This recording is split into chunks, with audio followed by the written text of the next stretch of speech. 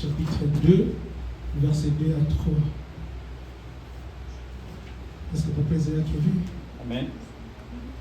Proverbe chapitre 29, verset 18. Je lis au nom de Jésus. Amen. Habakkuk chapitre combien? Chapitre 2. Verset 2. Je lis au nom de Jésus. Amen. Papa, Oh. si elle tarde, attends-la, car elle s'accomplira certainement. Elle ne sera pas différée. Amen. Amen. Amen. Prenez place, que Dieu vous bénisse. Je bénis ce Dieu-là qui nous accorde la grâce d'être là. Je bénis la présence de tout un chacun de nous. Je dis un grand merci à ce Dieu-là qui m'a accordé la vie. Et comme d'hab, je dis un grand merci à mon papa, pasteur Anakei Kalambaï, à ma maman, maman Mehdi, ainsi que tout le pasteur et tous les serviteurs et servants de Dieu de notre grande communauté ciel ouvert. Amen. Amen. Est-ce que tu peux acclamer ta présence parce que tu es une bénédiction pour moi, une bénédiction pour ton Église. Alléluia. Oh. Je ne sens pas que c'est une bénédiction. Je pense que si tu es une bénédiction, tu dois acclamer encore plus fort que ça. Alléluia. Amen. Aujourd'hui, Dieu m'a mis à cœur qu'on partage un thème qui est très simple. Mais je trouve que c'est tellement important. La différence entre la vision et la vue. Alléluia.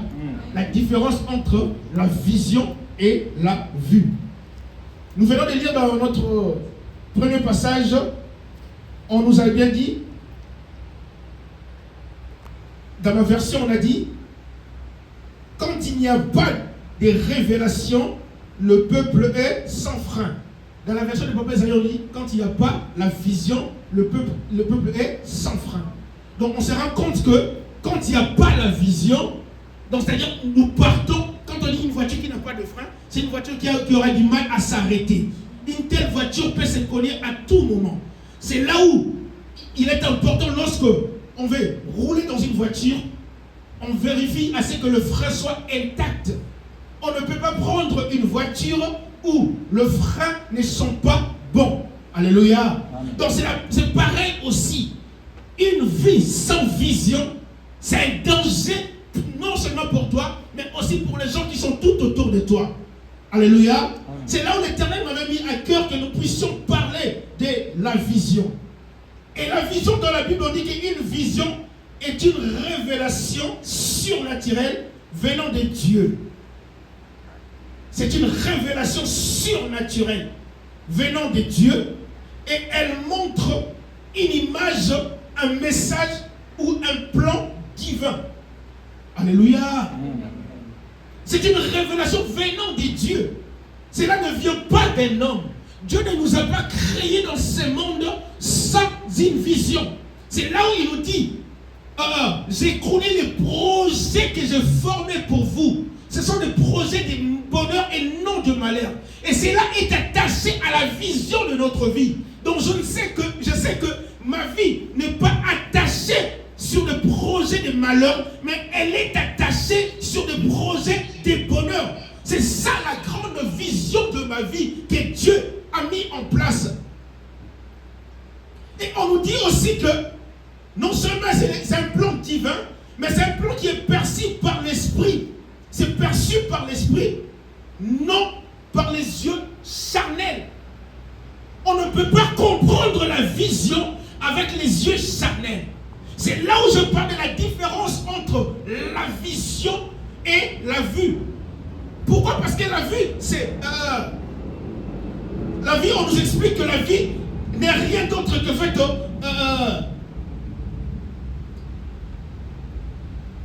c'est ce que l'homme voit, c'est ce que l'homme perçoit, c'est ce que nous voyons. Et la vue est attachée au présent, mais la vision est attachée à l'avenir. Alléluia. C'est là où le problème, c'est que la Bible dit, l'homme regarde ce qui frappe les yeux, mais Dieu regarde le cœur. Parce que la vision est attachée avec les yeux du cœur, pas les yeux charnels. Alléluia. Amen. Mais le plus grand problème, c'est que les diables nous amènent dans une direction où nous regardons tout par rapport à la vue. Je juge par rapport à ce que je vois. Pourquoi? Parce que je dis mal à utiliser les yeux de l'esprit. Pourquoi? Parce que les yeux charnels regardent ce qui est joli, ce qui attire, ce qui donne l'éclat.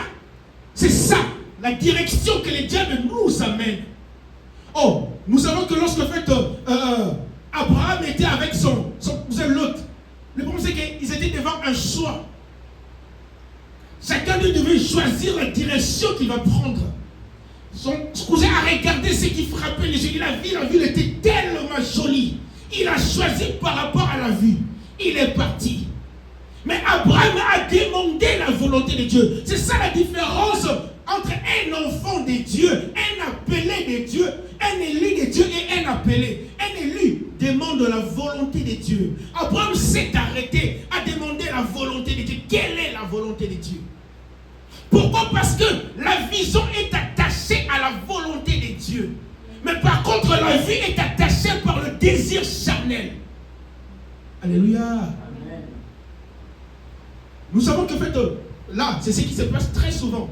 Aujourd'hui, lorsque tu te présentes devant une femme, tu lui proposes un mariage, la femme regarde d'abord ton apparence. Si ce n'est pas elle, ça sera sa famille.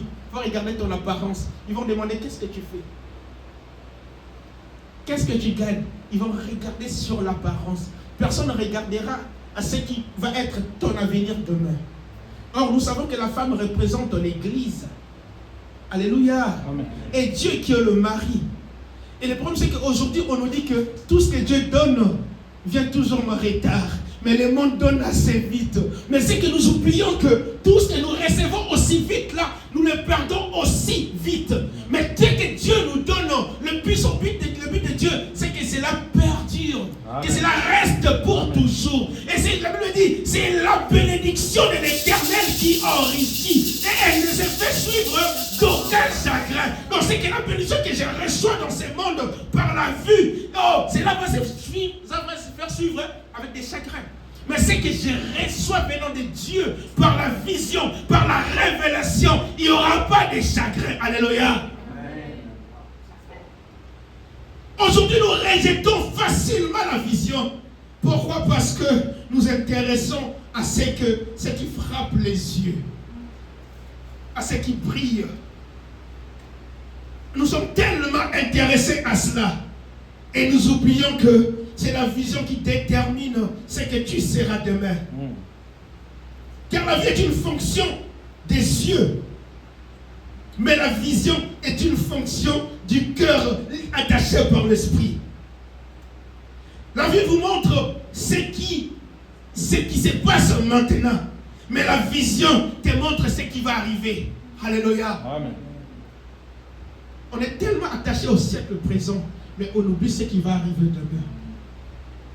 Vous savez, une personne qui est assise dans la vision, peu importe ce qui se passe dans sa vie maintenant, cela ne va pas bousculer sa foi. Pourquoi? Parce qu'il sait ce que Dieu a dit dans sa vie. Vous savez, la particularité de la vision, c'est la parole que Dieu t'a donnée. Et ce qui est plus important, c'est cette parole-là. Car cette parole-là ne changera pas. Elle me dit, oh, on nous dit dans Habakkuk, garde la prophétie. Même si elle tarde, attends-la, ça va s'accomplir. Et ça s'accomplira certainement. Personne ne peut changer la parole de Dieu. Personne ne peut déjouer la parole de Dieu. Personne ne peut déformer la parole de Dieu. Et c'est que Dieu dit, et c'est la Bible me dit, il n'est pas un homme pour mentir, ni un fils de l'homme pour se repentir. Ce qu'il dit, il est là pour l'amener jusqu'à son accomplissement. Donc ça veut dire tout simplement, la révélation sur ta vie finira par s'accomplir. Même si aujourd'hui, tout semble être flou, tout semble être compliqué. Mais ce qui est sûr, Dieu a dit. Vous savez ce qui est le plus important, c'est Dieu a dit. Amen. Alléluia. Amen. Nzamba lobby, tant que c'est Dieu-là a dit, le problème c'est que même s'il y a 1000 mots des hommes, mais un seul qui vient de lui, c'est ce que ton cœur a besoin, c'est ça la vision de ta vie, c'est ça la révélation de ta vie. Car si tu n'as pas cette révélation-là, ta vie sera sans frein. Tu pars mais sans projet, tu pars mais sans destination. Alléluia. Amen. Vous savez, dans la Bible, lorsque Christ était avec les disciples, ils avançaient et Christ les a dit, nous allons prendre la barque et nous irons de l'autre bord. Alléluia. Amen. Il a dit, notre destination c'est d'aller de l'autre bord. Donc c'est-à-dire nous allons traverser et nous irons de l'autre bord. Mais pendant qu'ils étaient montés, Christ dormait. Et le problème c'est que la tempête est arrivée. Pendant que la tempête était arrivée, les disciples étaient en panique. Vous savez pourquoi ils étaient en panique? Parce qu'ils n'avaient pas compris ce que Christ avait dit. Alléluia. Christ les a dit, allons de l'autre bord. Donc Christ n'a pas dit que nous allons noyer. Nous allons, la tempête va nous prendre. Non, Christ a dit, allons de l'autre bord. Vous savez, ce qui complique ta vie aujourd'hui, c'est parce que tu ne crois pas à la parole que Dieu t'a dit. Tu ne crois pas à la destination que Dieu a prévue pour toi. Toi, tu vois ce qui se passe sur le moment. Préparez, lorsqu'il y avait la tempête, ils étaient en panique. Mais Christ dormait. Mais comment tu peux dormir pendant qu'il y a la tempête? Christ savait la destination de sa vie. Il savait qu'il allait mourir, mais pas dans l'eau. Il allait mourir sur la croix. Tant que tu connais ta finalité, tu n'auras pas peur de ce qui se passe sur le moment. Parce que ta finalité est connue. Mais ton Dieu t'a dit, ces projets que moi je formais, ce sont des projets de bonheur et non de malheur. Donc ça veut dire tout simplement, lorsque le malheur arrive, je sais que ça, ce n'est qu'une tempête. La tempête n'effacera jamais la vision de ta vie. Yes. Alléluia. Les diables cherchent à t'amener dans un terrain en croyant que la tempête qui est arrivée dans ta vie va effacer la vision, va effacer la révélation. Non. Vous savez, la vision n'empêche pas que la tempête arrive. La vision n'empêche pas que les difficultés arrivent. La vision n'empêche pas que le combat arrive. Mais sauf que, peu importe ces combats, peu importe ces tempêtes-là, cela ne changera pas l'accomplissement de la vision. Oh, j'ai l'impression que quelqu'un ne m'a pas compris. Donc je vais dire à quelqu'un, tout ce que tu peux traverser, même des zones de turbulence, même des zones, des moments où tu sens que c'est comme si rien ne marche, c'est comme si rien ne va, c'est ce que toi tu vois. Mais je vais te dire une chose, ce n'est que la tempête. Ce n'est que des combats. Mais cela ne changera pas la vision de ta vie. Cela ne changera pas la révélation que Christ a sortie pour ta vie. Cela ne changera rien. Pourquoi? Parce que Christ a dit, attends là, ça va s'accomplir. Et ça s'accomplira certainement. Alléluia. Oh, pendant que les disciples pleuraient, criaient, oh maître, regarde, nous sommes en train de mourir. Alléluia. C'est ça qui se passe maintenant. Lorsque le problème m'arrive, lorsque tout devient compliqué, moi je crie la mort. Qui t'a dit que tu vas mourir? Alléluia. Est-ce que ton Dieu t'a dit que tu vas mourir? Oh mais c'est Dieu là m'a dit, je ne t'abandonnerai point, je ne te délaisserai point, et je serai avec toi jusqu'à la fin du temps. Oh, est-ce qu'on est arrivé à la fin du temps? Non, on n'est pas encore à la fin du temps. Pourquoi je vais mourir? Alléluia. Amen. Vous croyez que c'est Dieu là peut permettre à ce que sa révélation sur sa vie s'arrête parce qu'il y a une tempête? Non. Alléluia. Amen. Les disciples, pendant qu'ils étaient en panique, Christ s'est levé. Il s'est réveillé. Il les a traités. Ils ont de peu de foi. Christ a arrêté la tempête. Je vais te dire une chose. Arrête de t'attacher à ce que tu vois. Accroche-toi à ce que tu as entendu venant de Dieu. Alléluia. Amen. On a la facilité de croire à ce que les hommes disent, mais on a du mal à croire à ce que Dieu dit. Nous croyons facilement à ce que les autres te disent. Pourquoi? Parce que ces autres-là viennent te dire par rapport à ce qu'ils voient de toi. La vue. Mais il est important que toi-même tu puisses comprendre que ma vie n'est pas attachée à la vue, mais elle est attachée à la vision. Ma vie n'est pas attachée à la vue, mais elle est attachée à la révélation de Jésus-Christ. Et cette révélation-là, même si elle tarde, même si aujourd'hui, oh, j'ai l'impression d'avoir tout perdu. Non, il a dit, ne regarde pas aux choses passées, ne considère pas ce qui est ancien, parce que je vais commencer une nouvelle histoire. Oh, alléluia. Amen. Ne regarde pas ce qui est passé. Ne regarde pas ce que tu as perdu. Parce que ton Dieu veut commencer une nouvelle histoire. Et cette nouvelle histoire-là, il va le commencer sur le point de départ. Le point de départ, c'est la vision, la révélation qu'il a sortie sur toi. Alléluia. Amen. Il t'a dit que tu seras la tête et non la queue. Mais c'est conjugué dans quel temps? Tu seras la tête. C'est ça le problème. Le problème, c'est qu'on a du mal à comprendre ces dieux-là. Dieu ne te donne pas une vision qui est attachée au présent et qui passe assez vite. Mais il te donne une vision qui est attachée à l'avenir. Le problème, c'est que tout ce que Dieu nous donne, son but principal, que cela perdure. Que cela puisse avoir des fondements éternels. Amen. Ce qu'il donne, et cela reste. C'est là où il a dit sa bénédiction ne se fait suivre d'aucun chagrin. Parce que son but est que cette bénédiction-là puisse te faire du bien, puisse profiter aussi aux gens qui sont tout autour de toi. Vous savez, à chaque fois tu as des doutes sur la révélation de ta vie. Tu as des doutes aussi à ce que Dieu t'a amené à accomplir tout autour de toi. Une seule personne peut compromettre la vision de tout un peuple. Alléluia. Amen. Ne t'attache pas à ce que tu vois. Attache-toi à la vision.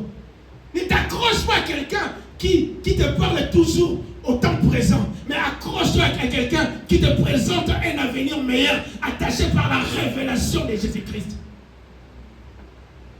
Alléluia. Amen.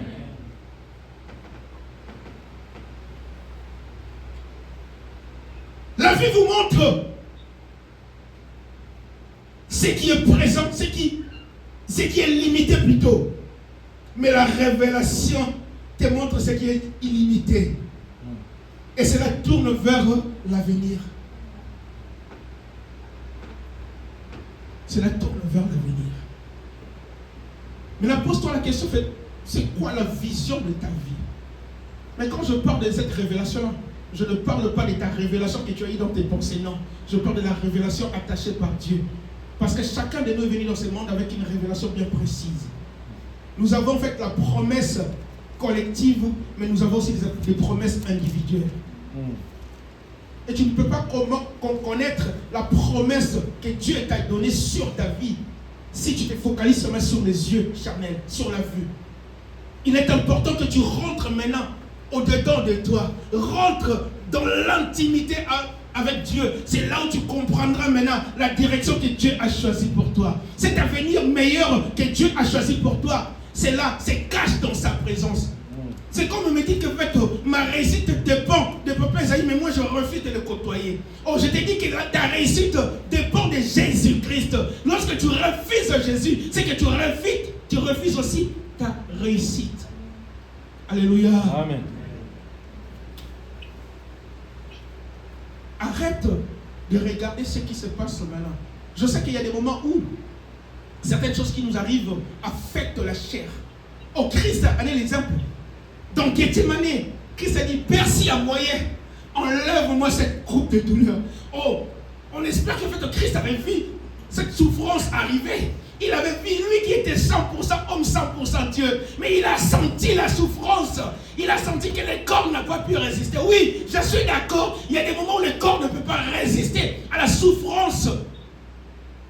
Mais ce qui est plus important, à nous, il n'y a pas que le côté charnel. À nous, il y a aussi le côté spirituel. Car il a dit, les mondes ne me verront pas, mais vous me verrez car je serai en vous. Parce que c'est Christ-là en nous, nous donne l'espérance de la gloire. Oh, je ne peux qu'attacher à cela. Et c'est Christ a dit, non pas ma volonté, mais plutôt ta volonté. Oh, je vais te dire, la révélation de ta vie est cachée dans la volonté de Dieu. Alléluia. Amen. Et lorsque les choses deviennent dures, les choses deviennent compliquées, demande la volonté de Dieu. Regarde la volonté de Dieu. Dis à ce Dieu-là, oh Père, avant même que je vienne dans ce monde, tu avais une volonté pour moi et que cette volonté-là s'accomplisse. Je ne regarde pas ce qui se passe maintenant, mais j'attends ta volonté et que cela s'accomplisse au nom de Jésus-Christ. Alléluia. Amen. Oh, il y a aussi un homme dans la Bible, il s'appelait Étienne. Cet homme était sur le point d'être lapidé. Vous vous rendez compte qu'il y a tous les hommes avec des pierres, ils veulent te lapider. Les yeux charnels d'Étienne voyaient tout ce monde qui sont sur le point de le lapider. Mais le problème, c'est que j'ai aimé, Dieu lui a ouvert les yeux de l'esprit. Les yeux de la révélation qui lui a permis de voir la gloire qui l'attend, qui lui a permis, les secours de ce Dieu-là, qui lui a permis ce qu'il attend.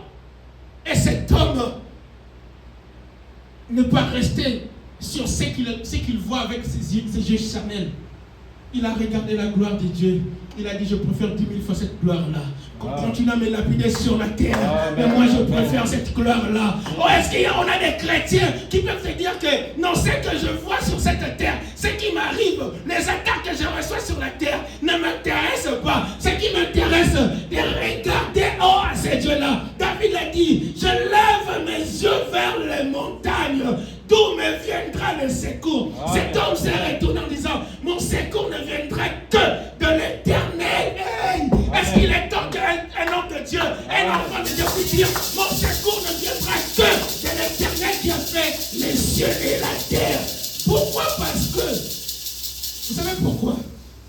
Parce que l'Éternel qui a fait les cieux et la terre, il est le maître des temps et des circonstances.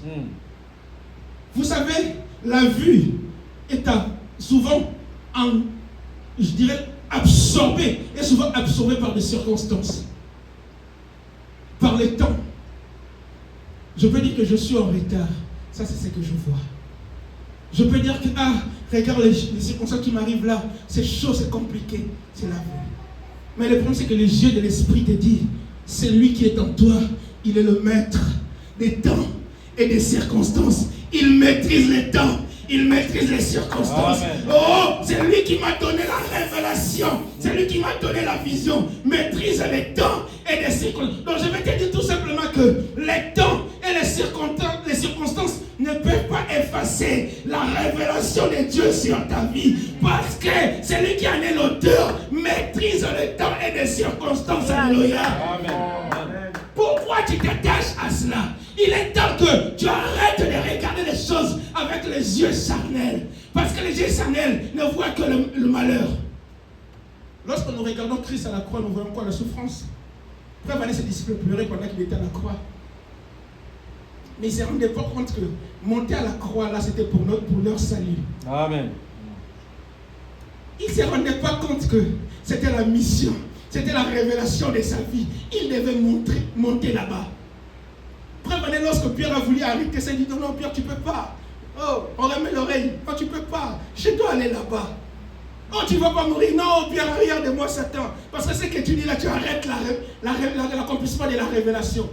Si Christ a refusé que Pierre arrête l'accomplissement de la révélation, qui peut arrêter l'accomplissement de la révélation de ta vie? Qui peut arrêter ça? Je vais dire à quelqu'un, personne a le pouvoir d'arrêter cela si ce n'est que toi-même. C'est là où ça devient. Nous allons nous donner quelques formes de vision et puis le rôle de cette vision-là. Il y a la vision éveillée, perçue à l'état conscient parfois, avec des yeux spirituels. C'est ce que j'ai dit tout à l'heure. Il est important que nous puissions regarder avec les yeux spirituels. Et il est aussi important pour nous de veiller sur notre révélation. Il a dit, Habakkuk a dit, j'étais à mon poste et j'ai veillé. J'attendais l'accomplissement. On peut te donner une révélation, une vision, mais lorsque tu ne sais pas veiller, tu peux le perdre. Il y a deux éléments qui étaient importants pour Habakkuk. Premier élément, il a dit, j'étais à mon poste. Pourquoi? Parce qu'il y a un lieu précis que Dieu a ordonné pour que tu attendes cette révélation, cette vision. Si tu n'es pas à cet endroit-là, la révélation viendra, l'accomplissement viendra, mais il ne te trouvera pas. Lorsqu'il ne te trouve pas, c'est là où tu diras que Dieu m'a dit, mais cela ne s'est pas accompli. Est-ce que tu étais là au lieu de rendez-vous? J'ai tout tendance à donner un exemple. Si on me donne un rendez-vous, prenez exemple, Forum Mérin. Papa Odo me dit, parce qu'on va se retrouver au Forum Mérin. L'endroit est précis, Forum Mérin. Et moi, au lieu d'être à Forum Mérin, moi je me retrouve à Carouge. Lui, il arrive, il ne me trouve pas. Et puis, il part, parce qu'il ne va pas m'attendre. Et moi, par après, je dirais quoi? Il m'a donné rendez-vous et il n'a pas respecté. Mais ce que j'oublie, est-ce que j'étais au lieu de rendez-vous? Ce qui manque à l'église aujourd'hui, c'est de se retrouver au lieu de rendez-vous. Là où tu peux attendre l'accomplissement de la volonté de Dieu, c'est dans la présence de Dieu. Amen. Dieu n'agit pas en dehors de sa présence. Il n'agit pas en dehors de sa parole. Il n'agit que dans sa présence. Amen, amen. Dans sa présence. C'est là où... Oh, il avait dit aux disciples, attendez ici, ne bougez pas, jusqu'à ce que le Saint-Esprit viendra. S'ils avaient changé d'endroit, on n'allait pas parler de la Pentecôte. Si aujourd'hui on parle de la Pentecôte, parce qu'ils ont obéi à la voix de Dieu, ils ont attendu là où Christ avait attendre. Attendez ici, ne bougez pas, jusqu'à ce que le Saint-Esprit viendra. Alléluia. Amen. Habakkuk a dit, j'étais à mon poste. Oh, tu peux être aussi dans ton poste, mais il y a encore un autre élément, veiller. Vous avez fait dans la Bible de Christ, avant sa mort, il est parti avec ses disciples, il les a laissés. Ils ont demandé, prier et veiller. Il est parti. En revenant, il les a trouvés endormis. Mais or, il les avait demandé quoi? De veiller. Veillez là. Peut-être tu vas dire, ah, tu nous demandes de ne plus dormir la nuit. Non, je ne parle pas du sommeil physique. Je parle du sommeil spirituel. Vous savez, le sommeil spirituel est plus dangereux que le sommeil physique. Alléluia. Lorsque tu ne sais pas veiller spirituellement, sache-le que tu es vraiment à la merci de tous les maux. Alléluia. Amen. Le diable peut venir déjouer même certaines choses dans ta vie sans que tu te rendes compte. Pourquoi? Parce que tu dors. Tu n'auras pas l'accomplissement de la révélation de ta vie, de la vision de ta vie, si tu es toujours endormi. Alléluia. Amen. J'étais à mon poste et j'attendais la promesse. Deuxième point, la vision. La vision est nocturne. Un message ou une image reçue pendant le sommeil, proche du songe, peut être aussi un message que Dieu te donne. C'est là où on nous demande en fait d'être éveillé spirituellement. Parce que Dieu peut te donner un message même par des songes. Il a dit, dans les derniers jours, je répandrai de mon esprit sur toute chair. Vos fils et vos filles prophétiseront. Vos vieillards auront des songes. Oh, nous avons toujours tendance à négliger les songes. Mais attention, il y a certains songes que Dieu nous donne, qui sont des messages bien clairs. Est-ce que quelqu'un a déjà eu un songe où il voit son accomplissement? Alléluia. Amen. Ah. Et le problème, c'est que si ça t'arrive très souvent, c'est que c'est un don que Dieu t'a donné. Et si aussi tu reçois des songes et que le lendemain tu oublies, c'est qu'il y a un souci. Il faut prier beaucoup sur ça. Parce que quand Dieu te donne un songe, tu es censé avoir ces songes-là pendant longtemps. Mais si tu te réveilles que le songe t'arrive pas à capter ces songes-là, c'est qu'il y a un souci. Donc c'est que tu es dans le sommeil spirituel et le diable te vole ça pour que tu... Parce que le but du diable, c'est que tu ne comprennes pas ta vision. Tu ne comprennes pas la révélation de ta vie. Parce que c'est que tu ne comprends pas, tu ne peux pas les chercher. C'est que je ne sais pas comment je vais les chercher. Parce que je ne sais pas. Je ne sais même pas son existence. Comment je peux le vouloir? Parce que je ne sais pas. Mais si je sais ce que Dieu a dit sur ma vie, si je connais le message que Dieu a donné sur ma vie, je vais être assis dans ces messages-là. Je vais le vouloir, je vais le chercher jusqu'à son accomplissement. Et donc on a évité dans le camp non, cancer on est. Alléluia. Amen. J'ai toujours tendance à dire, en fait, je crois que j'ai dit à ma femme ou à mes enfants, quelque chose que j'ai jamais mangé, comment j'aurais envie de ça? Je n'ai jamais mangé. Alléluia. Amen. Alléluia. Quelque chose que tu n'as jamais mangé, comment tu auras envie de ça? Si tu as envie de la parole, parce que toi tu es une partie de la parole, tu as déjà goûté la parole de Dieu. Même si tu ne sais pas, sache-le que dans la préscience, avant même que tu viennes dans ce monde, tu avais goûté la parole de Dieu. Il dit à Job, les jours où j'ai l'idée de te créer, ton âme était dans la joie. Donc cela veut dire tout simplement que tu es une partie de la parole. C'est que tu as goûté cette parole-là. Tu ne peux que le désirer, tu ne peux que le vouloir. Mais si ce n'est plus le cas, c'est qu'il y a un souci. C'est que quelqu'un t'a volé cette envie-là. Alléluia. Amen. Ou il y a quelqu'un qui t'a dégoûté de cela. Vous savez, moi, il n'y a pas longtemps, j'ai un grand regret. Quand j'étais petit, on m'avait fait goûter, comment on appelle ça, Miss Mike. Aujourd'hui, la chose que je n'ai pas aimée hier, peut-être que ça m'a été donné par quelqu'un d'autre, mais ce que Dieu me donne est toujours bon. Il avait dit, tout ce que Dieu fait est bon. Amen. Oh, lorsqu'il a commencé à crier, il a dit, tout était bon. Donc ce qu'il donne est bon. Donc, je ne vais pas comparer ce que j'avais reçu en dehors de Jésus-Christ et ce que je reçois. Il a dit, ne considérez plus les événements passés. Amen. Ne pensez plus aux choses passées. La Pour moi, ces échecs-là, c'est effacé, c'est oublié. Pour moi, les chutes-là, combien de fois je suis tombé, combien de fois on m'a insulté, on m'a critiqué, on m'a rabaissé. Ça, je l'ai oublié. Mais ce qui me concerne aujourd'hui, c'est ce que Dieu a préparé. Parce qu'il m'a dit, il va commencer une nouvelle histoire. Oh, je prie à ce que dans la vie de quelqu'un, que Dieu commence une nouvelle histoire. Sur le point de départ, une nouvelle histoire. Dans ma vie, Seigneur, commence une nouvelle histoire. Et cette nouvelle histoire-là, c'est initié par Dieu. Ce n'est pas une histoire qu'un homme va y amener. Non. Ce qu'un homme peut t'amener, il peut te le reprendre à tout moment. Mais ce que Dieu te donne, c'est la reste. J'attends, que ce que Dieu m'a promis. Car il n'est pas un homme. Quand il promet, il le réalise.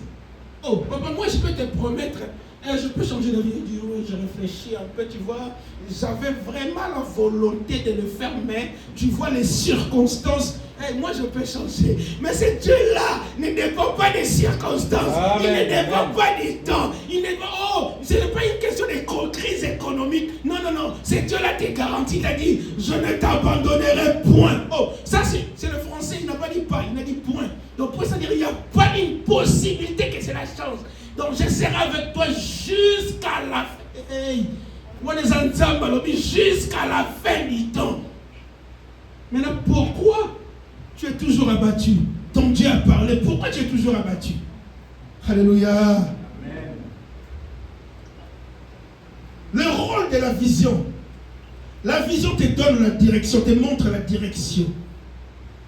Te montre un but bien précis. Te montre un chemin, une action à faire. La vision te permet de voir la direction où tu vas aller. Il te montre le chemin bien précis. Christ a bien dit, je suis le chemin, la vérité et la vie. Donc, c'est-à-dire la direction n'est rien d'autre que Jésus-Christ. C'est lui la direction. Donc je ne peux pas suivre la vision de ma vie, la révélation de ma vie en dehors de Jésus-Christ. Ce n'est que sur sa route que je vais, parce que c'est lui le chemin. Donc lorsque j'ai Christ en moi, je ne peux que voir le chemin parce que c'est lui la direction. Et en dehors de ça, il te montre des actions à faire. Parce que ce qui détruit aussi la vision, c'est les actions posées. Alléluia. Amen. Faisons attention aux actions parce que nous détruisons notre vision, notre révélation par les actions. Et certaines actions peuvent être amenées par les diables. Dieu veut t'amener dans une direction où tu poses certaines actions pour perdre ce que tu as. Parce qu'il sait que lui ne peut pas détruire ça. Mais il a besoin de toi pour détruire. Vous savez, un enfant qui ne maîtrise pas le bien qu'il a dans ses mains, il peut le détruire facilement. Pourquoi? Parce que l'enfant ne maîtrise pas. C'est là où on dit souvent, faites autant qu'un héritage, on ne donne pas un enfant. On attend jusqu'à ce qu'il va grandir, il aura l'âge de la maturité. Et c'est la parole qui va te faire grandir. Alléluia. Amen. C'est là où sans la révélation, Amen. Mon peuple est sans frein. Lorsqu'on grandit maintenant dans la foi, dans la parole de Dieu, on ne peut que conserver la vision, la révélation. C'est là où on ne baisse pas les bras. Même si cela devient dur, on ne baisse pas les bras. Oh, je vais dire à quelqu'un, tu ne peux pas atteindre l'accomplissement de ta vision sans passer par des moments difficiles. Sans passer par le désert. J'aime bien dire que Dieu il connaissait les raccourcis pour amener les enfants d'Israël vers la terre promise, mais il les a amenés par le désert.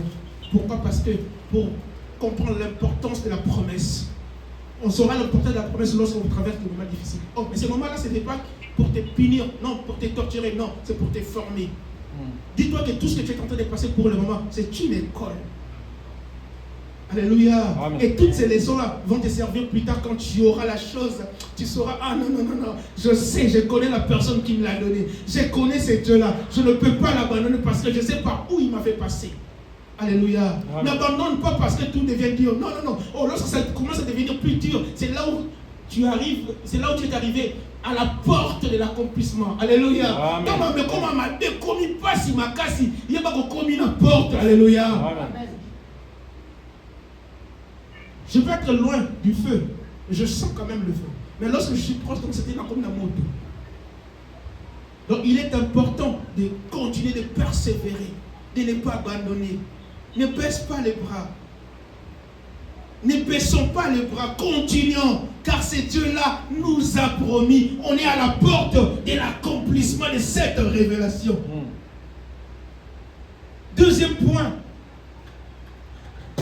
Deuxième rôle de la vision nous donne la foi. Elle nous donne la foi. Elle nous donne du courage.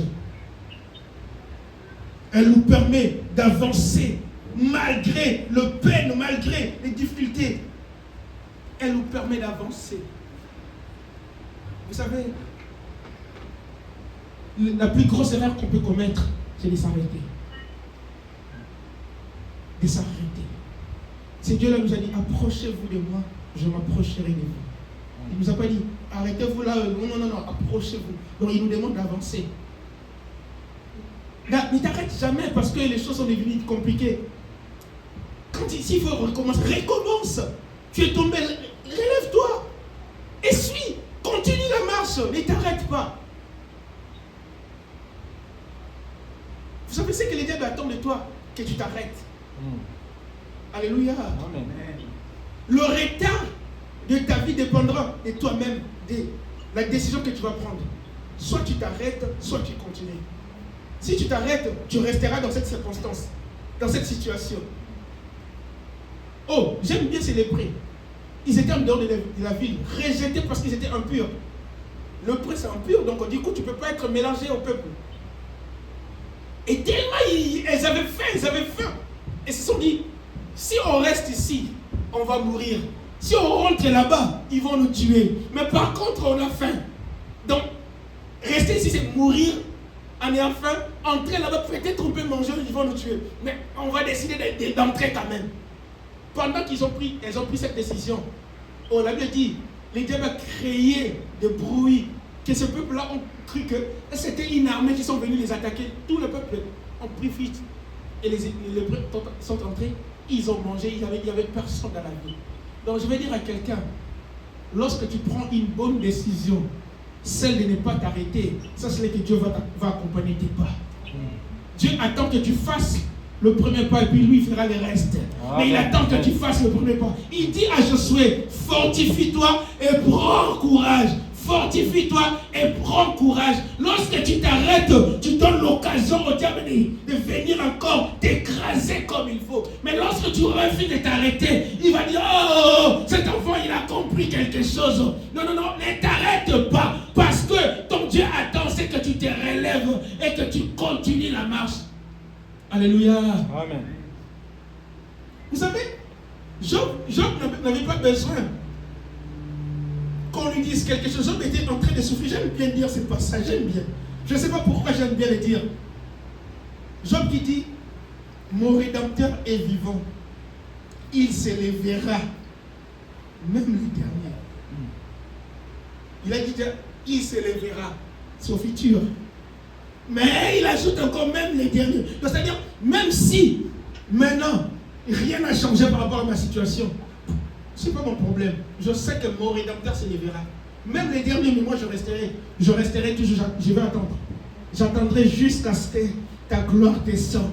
Parce que quelqu'un peut dire j'attendrai jusqu'à ce que ta gloire descende. Je ne veux pas baisser les bras. Je ne veux pas m'arrêter parce que les choses sont devenues dures. Parce qu'on me l'a dit, oh non, c'est fini pour toi, c'est foutu. Job, sa femme lui disait, insulte ces dieux-là et tu vas mourir, c'est fini. Pourquoi? Parce que les gens de ce monde peuvent croire que pour toi tout est fini. Non, le problème c'est que ta vie ne dépend pas de leurs paroles. Ta vie dépend de celui qui t'a appelé, de celui qui t'a aimé, celui-là qui t'a connu lorsque tu étais dans le sein de ta mère. Il dit à Jérémie, oh, le jour où même tu as été conçu, mais avant même que tu sois conçu, je te connaissais.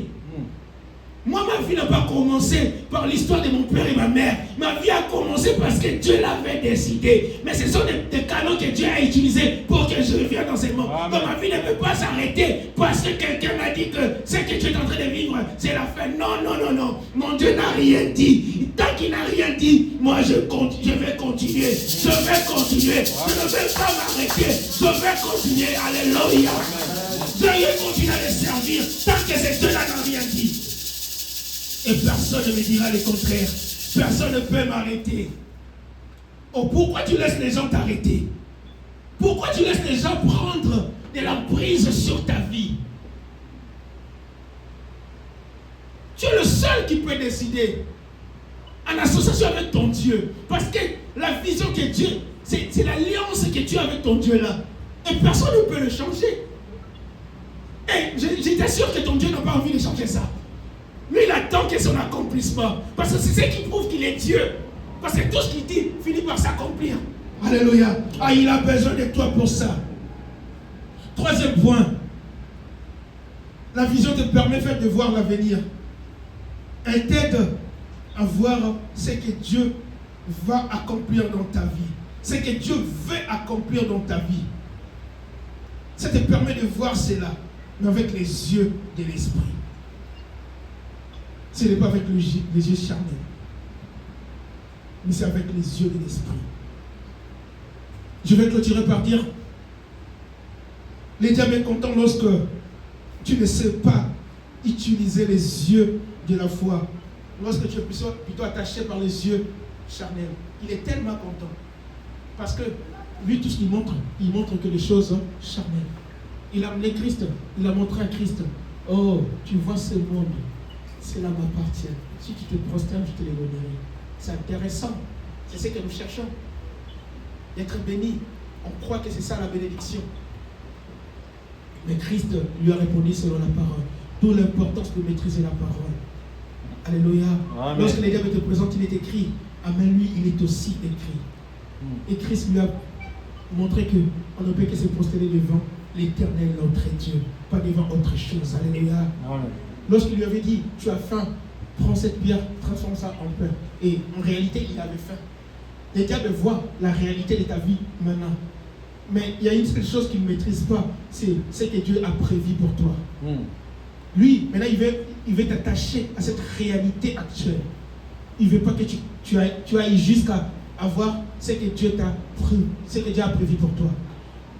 Il veut t'attacher à la réalité actuelle.